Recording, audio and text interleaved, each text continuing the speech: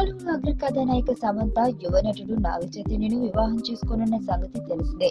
ఈ నేపథ్యంలో కాబోయే భార్యాభర్తలిద్దరూ కుటుంబ ఫంక్షన్లలోనూ స్నేహితుల పార్టీల్లోనూ జంటగా సందడి చేస్తున్నారు.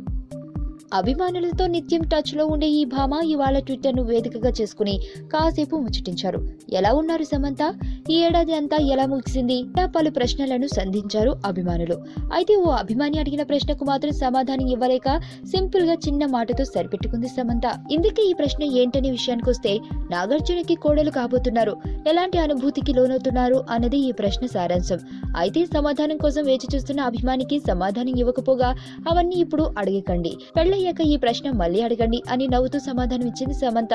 తనకు ఈ ఏడాది దంగల్ బాగా నచ్చిన సినిమా అని చెప్పింది. తెల్లవారుజామున 4:30 నిద్ర లేచి చదువుతానని చెప్పింది. 2017లో 6 సినిమాలు తనవి రిలీజ్ అయ్యే అవకాశం ఉందని సమంత తెలిపింది. ఓడిపోతానేమోనని అప్పుడప్పుడు ఆందోళన చెందుతానని పేర్కొంది. తెరి ఆ విడుదల తర్వాత కొన్ని రోజులు 6 అడుగులు ఎత్తైపోయా. 2016లో గర్వంగా ఫీల్ అయిన క్షణాలు ఇవేనంటూ బ్యూటీ తన మనసులోని మాట చెప్పింది. ఆఖరిగా 2017 ఏడాది ప్రణాళిక గురించి మాట్లాడుతూ నటన పరంగా పెద్ద రిస్క్ తీసుకునేలా కనిపిస్తుందని చెప్పారు.